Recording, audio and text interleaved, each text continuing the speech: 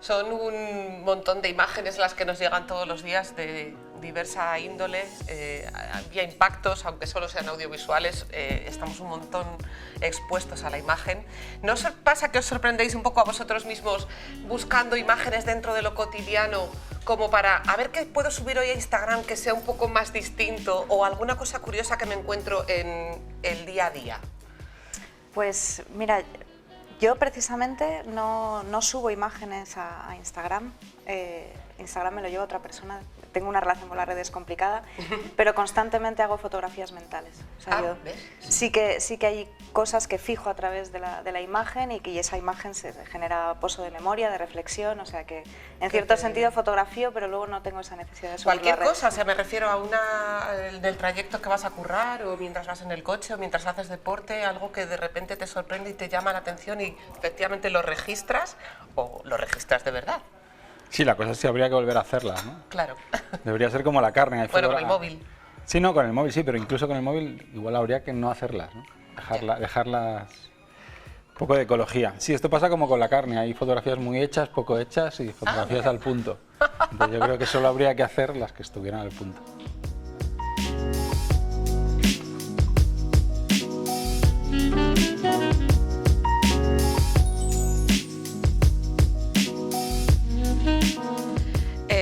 Aunque no tengas esa relación estrecha con las redes sociales, sí que me imagino que conocéis un poco el discurso o el mundillo de las redes. ¿Están cambiando? Yo digo Instagram porque es un poco, quizá, o TikTok, las que más utilizan ellos. ¿Están cambiando estos nuevos medios las narrativas sociales o culturales con las que creció nuestra generación? Sí, yo desde luego, pero no solo las narrativas, sino la manera de pensar incluso. El pensamiento radial, el pensamiento donde de alguna manera lo que hacemos tiene que generar inmediatamente una imagen y algo fijo que se pueda compartir en base a lo cual vamos a seguir generando, ¿no? Es una especie de relación de autolegitimación a través de las redes sociales que se están... ¿A sí mismo? Bueno, de que son como pequeños hitos cotidianos que generan un contenido diario asumible, ¿no? Yo sí creo que nuestras relaciones con alumnos, además, de la misma generación que los vuestros, son posgrados, pero bueno, son recién titulados, es decir que... Y a mí me sorprende mucho las nuevas capacidades que hay de relacionar cuestiones, la nueva capacidad que hay también de manejarse en la inmediatez, cosa que no necesariamente es así para nosotros, y al mismo tiempo es para bien y para mal, ¿no? Es la doble cara de la moneda, es decir, esa necesidad de legitimidad en lo inmediato, de autoafirmación, a través de ese compartir y ser avalados por una masa que es una masa incierta, ¿no? Que es una masa desconocida en el fondo, aunque sean nuestros contactos, en fin, que yo creo que son cuestiones que han cambiado muchísimo el establishment con relación a la imagen particularmente. Y con relación a lo que decía, un poco a nuestra generación, a nuestra... Sí, supongo que... Yo de todas maneras creo que es una cosa más ambiental que generacional, ¿eh? Porque yo veo a gente de nuestra generación que está haciendo lo mismo que los que no son de nuestra generación. O sea, yo creo que no es tanto que sean más jóvenes o menos jóvenes, sino lo que está pasando, es hay una continua distracción. Yo lo que más noto es que o sea, la parte mala, digamos, es lo que yo echo de menos es que no hay calma para trabajar. O sea, no hay... Esa fugacidad, esa rapidez. Sí, hay una necesidad prácticamente a tiempo real de contar lo que estás haciendo y así es muy difícil trabajar de fondo. O sea, igual es que ya no tiene sentido hacer trabajos de fondo, eso podríamos ver. Pero claro, si no hay trabajos de fondo no hay muchas cosas que estamos acostumbrados, no hay investigación, no hay relaciones. No hay reflexión, no hay reflexión, no hay ida y vuelta, no hay duda, porque digamos ahora no hay duda, no hay rectificación. La rectificación es lo que pones encima de lo que pusiste ayer, pero no hay rectificación. Y sin rectificación no sé si hay aprendizaje, y no lo sé. Pero para nosotros sí está siendo complicado hacer entender. Nosotros trabajamos con gente que se supone que tiene que hacer un proyecto que al menos dure unos meses. Y es difícil que mantengan la intensidad porque si no tienen refuerzo enseguida les cuesta la famosa motivación. Y va siendo difícil cada año, no quiero decir cada generación porque sinceramente creo que no es por edad. Cada año, cada promoción nos cuesta más que la gente trabaje con calma y se dé tiempo y enseña las cosas al final, que no lo vaya enseñando. Manera de leer también. No lo vaya enseñando, ¿sabes? A mí me dijeron que estamos en un mundo de excelentes surfistas y malos buceadores, ¿no? Yo creo que es muy bueno. Es verdad, todos sabemos surfear, llegar lejos, hiperrelacionar, tener una red muy extensa, tener conocimientos a veces muy diversos que de otra manera pues eran más inaccesibles, pero al mismo tiempo no hay carga de profundidad, con lo cual eso genera también un sentido de falta de pertenencias, genera sensación de no estar haciendo nada de calado, y todo eso también afecta a la propia autopercepción, a la identidad y por supuesto a la carrera o al pozo que decía Juan. Sí. ¿Sabíais diferenciar una foto hecha por una persona de la generación Z o de los post-millennials solo por una foto? Yo no. ¿No? No me creo capaz. O sea, ¿sabríais decir esta foto la ha hecho un chico de 18 años? Bueno, yo pienso que ese chico de 18 años seguramente haya hecho un vídeo antes que una foto. Vale. O sea, hay un punto en el que... También es verdad. Sí. O sea, ya partiendo de esa base donde yo creo que justamente la generación Z se está expresando con microvídeos, con microformatos en movimiento o incluso con un meme, con otro tipo de estrategias que incorporan lo visual, pero con nuevas narrativas que a mí me parecen muy interesantes. Por otro lado, investigar, ¿no? Y ver por dónde va la cosa, y porque al final como toda narrativa, hay una posible creatividad. O sea, se puede decir nada, ¿no? Puede ser inane, claro, de ahí o se puede decir de mucho, TikTok, por claro, ejemplo, y se puede decir mucho también, ¿no? En TikTok justamente Tanit Plana hizo una exposición, una fotógrafa de nuestra generación, que hizo una exposición muy interesante, y se relaciona mucho con la adolescencia. Presentó una exposición en Barcelona titulada Puber, donde había un monitor con una selección de vídeos de TikTok creativos, que eso está colgado en internet y hay que verlo porque es increíble, sí, hay una creatividad impresionante también en ese mundo. Y luego hay mucha bazofia, como en todos, ¿no?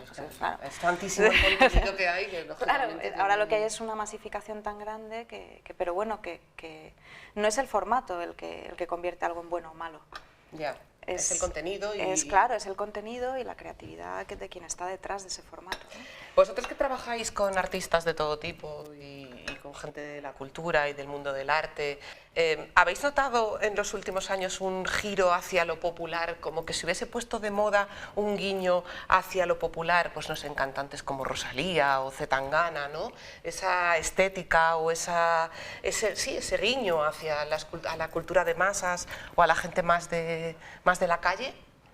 Pues sí que es verdad, ahora que lo mencionas, que ha habido una tendencia, por ejemplo, en proyectos de alumnos nuestros del máster, donde hay una especie de reivindicación de un cierto folclore, ¿no? Una vuelta a los orígenes, hay mucho interés por el pasado, pero por el pasado, como tú dices, popular, ¿no? Del pueblo, del álbum de mis abuelos, incluso de una vuelta a una especie de folclorismo religioso, pero desde lo pop, que puede ser interesante. Algunos lo hacen por puro interés y otros lo hacen directamente asumiendo esa estética pop que está de moda ahora, que puede estar en Rosalía o en Rodrigo Cuevas, ¿no? ¿Sí? Ese folclorismo, quiero decir que hay todo un movimiento con eso.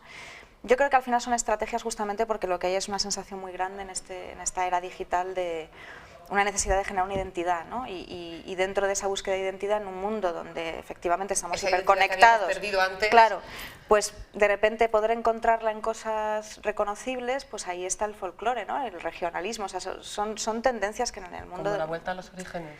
Bueno, ¿Y en la foto pasa lo mismo? Bueno, o sea, sí, ahora mismo por ejemplo, hay un rebrote o un retorno de lo analógico, clarísimamente. Claro. Entonces sí, hay la generación esta que está ahora, que estamos viendo, son muy nostálgicos. O sea, tienen una nostalgia a tiempo real, no tienen nada, las relaciones son cortas, sufren mucho. Nosotros hemos visto trabajos de gente de esta generación que todo el rato se les veía como que querían, o sea, digamos que tenían nostalgia a tiempo presente, o sea, tenían nostalgia de lo que acababan de ocurrir. Y esto es creo que lo analógico les quiere afianzar, ¿no? También la relación con las madres, con las abuelas, hemos visto también la cadena femenina esta de afectos, hemos visto muchos trabajos de esta reivindicación de su madre, pero sobre todo de su abuela y de la saga, de la parte de las ancestras, de las partes femeninas. Y del mundo rural incluso. Claro, porque entronca con el mundo rural. Claro. Son generaciones que en 2 o 3 generaciones quizás ya sus padres son de ciudad, pero sus abuelos en general siguen siendo del mundo rural. La transformación de España ha sido tremenda, ¿no? Y nosotros trabajamos en un entorno urbano y muchos de ellos tienen este vínculo con Y si no, es sustituido por el barrio, que yo creo que esa es la cuna. La cuna es el barrio, y de ahí sí han bebido Tangana o Rosalía o otra gente, ¿no? Así, si el barrio tiene todavía ese lugar de anclaje, porque todo va muy rápido y están muy desatendidos en realidad. Necesitan raíz, y ¿dónde buscas la raíz? Entonces la raíz o es el barrio, o es tu madre, tu abuela o el pueblo. Tus amigos de la el pueblo, sí, sí. Echando un vistazo a la actualidad y un poco a lo que ha pasado en los últimos días, una oleada como de acciones reivindicativas por parte de los activistas climáticos, ¿no? Atacando en museos a obras de arte. Pues de hecho, el gobierno español, a través del Ministerio de Cultura, ha avisado a los museos de que, no sé, que tengan, pues, claro, que protejan o que tengan un poco más de cuidado con la gente que entra, ¿no? A ver, se puede protestar de muchas maneras, se puede ser activista de muchas maneras, pero atacando al arte, ¿qué pensáis que hay detrás de eso? Bueno, en realidad es una consecuencia más de la simplificación, viralización y microvideografía, no sé cómo llamarlo, ¿no? Pero eso lo hacen los políticos, o sea, buscan el impacto con un titular corto a través de las redes sociales, y si es posible con un vídeo mejor. Sí, pero no te cargas un cuadro de Van Gogh. Bueno, pero a veces dicen cosas peores. Quiero decir que no, y yo por supuesto no estoy de acuerdo. Claro, yo no estoy de acuerdo con esa acción reivindicativa, pero veo que es un producto de los tiempos y del ambiente, como dice Juan. Es decir, si de alguna manera la propia política se está emitiendo con pequeñas píldoras videográficas, pues las reivindicaciones también. Entonces son lo que decía Warhol de los 15 segundos de fama, ahora no llega a un minuto, o sea, eso son nada, eso es claro, pero están en todas partes. La cuestión es que ahora han conseguido esa vía y lo van a seguir haciendo, por supuesto. Es un movimiento, es como pues Femen en su momento hacían otro tipo de acciones de reivindicación, que era desnudarse, sí. Es decir, son líneas de acción. La línea de acción ahora es sacar un vídeo que se viralice, bueno, pues no es algo que se les haya ocurrido a ellos, es algo que se promueve desde los estamentos de poder, con lo cual un poco genio, no se puede uno quejar de lo que tú estás generando tampoco, también, o sea, desde mi punto de vista. Yo ayer tuve esta conversación en la cena con mi hija de 17 años. ¿Y qué opina? Pues ella tenía que lo iba a presentar en inglés mañana, tenía una opinión y la había cambiado después de ver un vídeo que vimos de un tipo que lo argumentaba de otra manera, ¿no? Y era interesante la doble argumentación. En realidad también hay que decir que el cuadro no ha sido dañado, porque el cuadro tiene un cristal. Sí, el cuadro está... Entonces, bueno, si el cuadro no ha sido dañado y estamos hablando en este ámbito incluso de esto, yo creo que en términos prácticos ha sido un éxito. Ha funcionado, sí. Y que va a servir para que hablemos del planeta, porque ahora estamos hablando de la acción, pero la idea era no hablar de la acción, sino hablar del planeta. Ese es el peligro, que se quede solo en la acción. Claro, entonces ese es el asunto, estamos hablando de la acción, de si es bueno, que si las chicas, que si el vigilante jurado, que si la sopa de tomate, pero no estamos hablando del planeta, que era en realidad el objetivo de la Entonces de la ahí está, si no deja de ser al final un fuego artificial, un golpe de fama de dos personas concretas, de fama o de visibilidad, sí, de visibilidad. Y la causa vuelve a estar como estaba hace 15 días. Sí, eso es el peligro. Entonces ese es el asunto, si vuelve a ser otro, y luego va a venir sepultado por otra acción de otros más ocurrentes aún, que pasado mañana. Sí, ¿hasta dónde va a llegar el nivel? Oye, han salido los presupuestos generales del Estado, bueno, el proyecto de presupuestos, y echando un vistazo a las cifras de cultura, he visto que hay destinados pues 1.804 millones, lo tengo aquí anotado, lo que supone un incremento del 13,8% respecto a los presupuestos anteriores, incluyendo, por supuesto, la partida de fondos europeos correspondiente al ámbito de la cultura, ¿no? ¿Consideráis que todavía estamos en pañales respecto a estas cifras, que es mucho, que es poco para las industrias culturales, que, como sabemos, suponen más del 2% del PIB, ¿no? 2,5 casi? El Ministerio de Cultura, el presupuesto que tiene es para funcionar. Y ya está. Y ya está. No tengo más que decir. Sí, es como para mantener lo que ya... Entonces, ese 13,8% igual es porque estamos en el año Picasso. Ah, pues puede ser. No he leído para qué era cada cosa, la verdad, pero... Pero sí, generalmente unas partidas extraordinarias es porque hay una efeméride importante o porque justifica el recibir unos fondos europeos porque tienes que invertir. O sea, el Ministerio es inane. O sea, lo que hace es pagarse a sí mismo, gestionar su propia... ¿Eso quiere decir que es poco? Bueno, no sé si es poco, yo creo que bueno, hay cosas, por ejemplo, si es poco, mucho, es que no hay política cultural. Desde el punto de vista de las buenas noticias y del sector fotográfico, por ejemplo, sí se ha conseguido en el último año poner encima de la mesa una cuestión que era una reivindicación histórica del sector, que era la generación de un Centro Nacional de Fotografía. Que creo que España era de los únicos 2 países que no tenían... Era de los últimos países de la Unión Europea en tenerlo, pero ya parece que por fin hay un compromiso firme. Había una plataforma, ¿no? Sí, eso es, hay una plataforma que lo ha conseguido y que ha movido las cuestiones y la ha llevado a los ámbitos donde han sido tomadas en cuenta y a partir... ¿Ya está? Sí, a principios de diciembre se presenta en Soria. Ah, mira, en Soria. Descentralizado, en esta comunidad autónoma. Y la idea es, bueno, irle dotando de recursos y que haga su función y que sirva para prestigiar una profesión que aunque la fotografía está en su mejor momento, los fotógrafos no. Ya. Es una cosa diferente. ¿Es difícil vivir de la fotografía? Bueno, es difícil vivir de lo que antes pensábamos que era ser fotógrafo y de eso es lo que vamos a hablar. Como somos todos. Bueno, de eso vamos a hablar luego, es que hay que ser otra cosa, no hay que solamente... Entonces de eso podemos hablar luego. Pero sí creo que, bueno, que en términos generales los presupuestos podrían ser mejores. Acciones como esta vienen bien a diferentes sectores, pero yo creo que lo más importante y de fondo como tarea gubernamental sería desarrollar el estatuto del artista y generar unas cadenas de protección social, laboral, económica que no tenemos lo que dice María, ¿no? Y que en otros países... Sí, pero eso no estaría del Ministerio. Una definición de políticas públicas culturales. Sí, bueno, pero eso no es tanto del Ministerio, sino que del Ministerio de Educación, digo, de Cultura, o de Educación y Cultura, como sea, sino de fondo, de tomarse en serio que hay un sector de la población que es artista y necesita un cierto respaldo.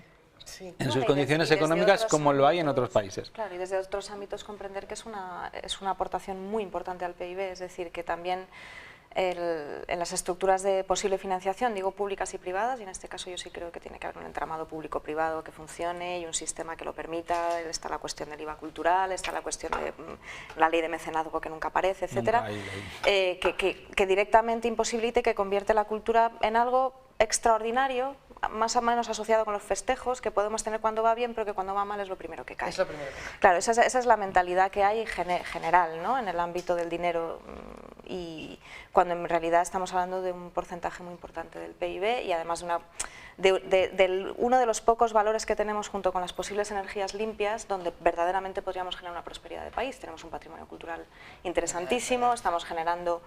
Bueno, somos un reclamo turístico evidente, hemos fomentado un turismo de una clase, podríamos fomentar otro turismo de otra clase que en un momento dado genera riqueza, pero para eso hace falta un esfuerzo y hace falta una educación. Se mantiene, eso sí, el bono cultural joven, la idea esta de los 400 euros destinados sí, a que eso para mí, desde mi punto de vista, eso es una vergüenza, eso es una puñetera vergüenza, es de un populismo pasmoso, es para que los chavales política, voten, es claro, es como... Claro, como para los que cumplen 18 este año es como el autobús y el bocata para ir a votar, o sea, eso es una vergüenza. O sea, a la gente joven hay que apoyarla de otra manera, no dándole un cheque de 400 euros para que se lo puedan gastar además en 2 videojuegos, en 3 entradas al cine, es que no se sabe muy bien para qué es.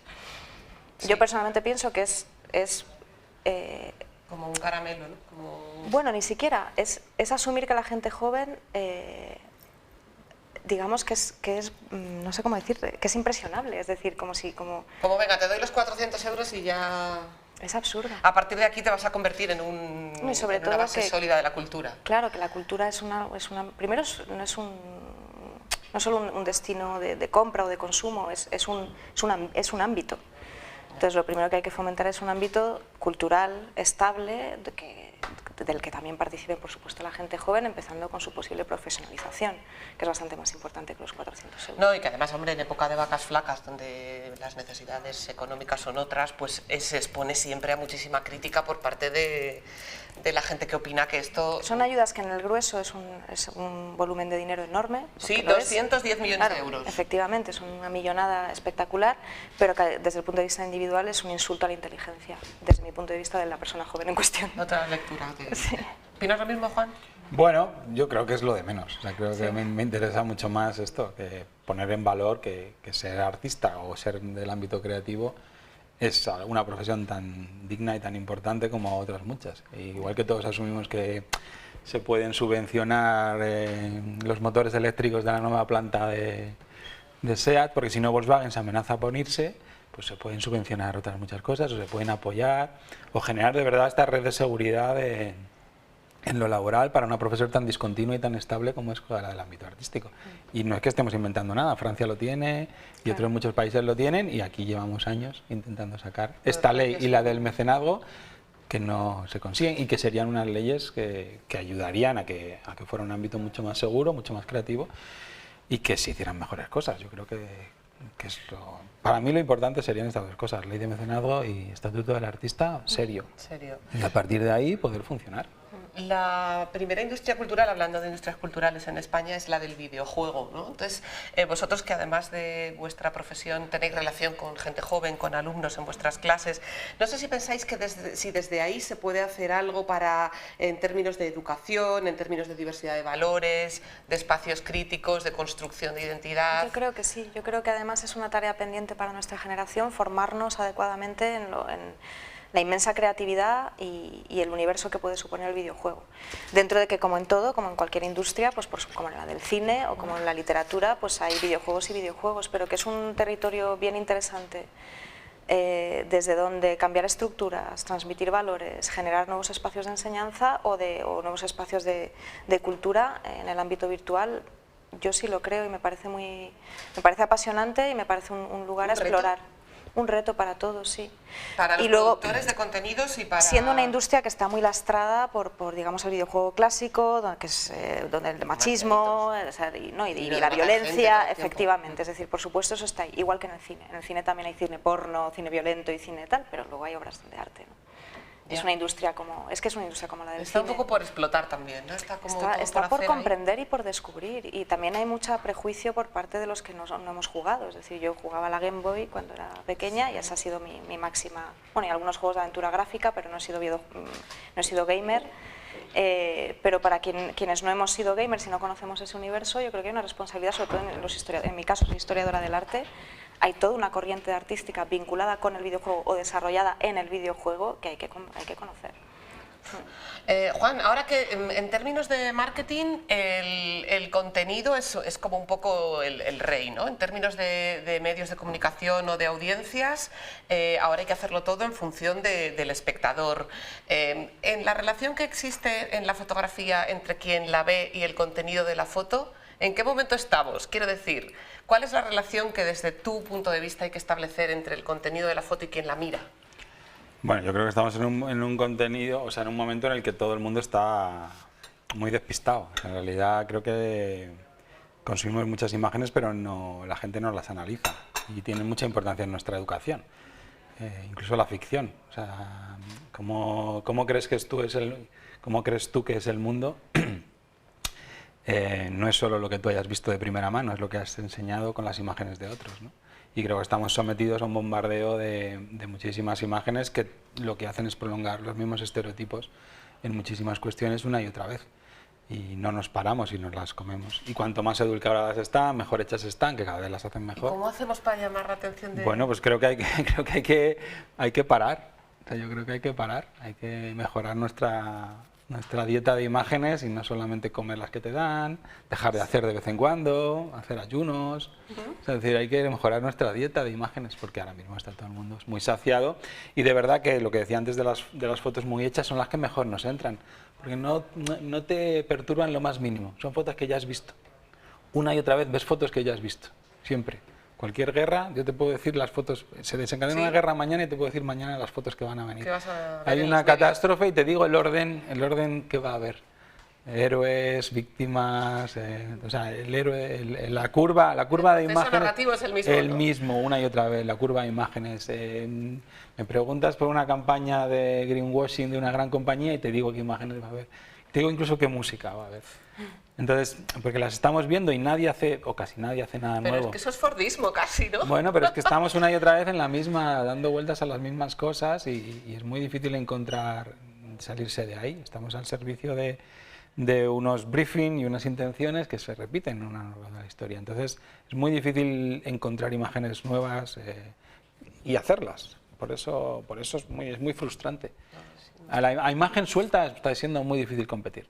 Por eso me decías que si yo distingo entre imágenes hechas por una persona más joven o menos, no. Pero es más, te digo, no distingo entre una imagen hecha por un profesional y por un no profesional. Y por un no profesional con un teléfono bueno. Son indistinguibles, hemos conseguido que sean indistinguibles.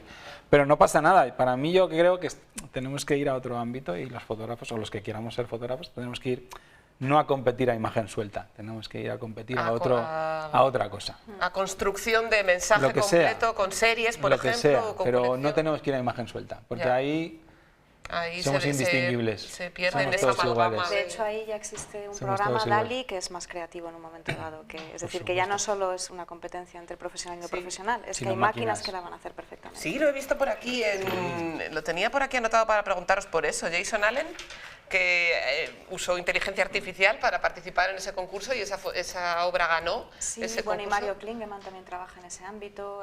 Ahora es interesante toda esta, o sea, dentro del arte conceptual vinculado con, bueno, con la programación o con el mundo cripto, hay toda una corriente muy interesante que está cuestionando, es como el urinario de Duchamp, versión 2.0, o sea, de repente es decirte, oye, es que Duchamp lo que dijo es que la autoría, bueno, que simplemente por firmar ya algo era un objeto artístico. Bueno, pues ahora directamente es que esa firma puede no ser humana. Ya está. Entonces es otro paso Qué más. miedo, ¿no? No, a mí me parece que todo es muy estimulante para el humano en cualquier caso. Claro, estas cuestiones lo que hacen es justamente dinamizar. Oye, tú puedes generar tengo una alumna en este curso que lo ha hecho bien, que ella tiene un trabajo que está desarrollando en colaboración con DALI. Es un trabajazo. Y bueno, es coautora de la máquina, está muy bien.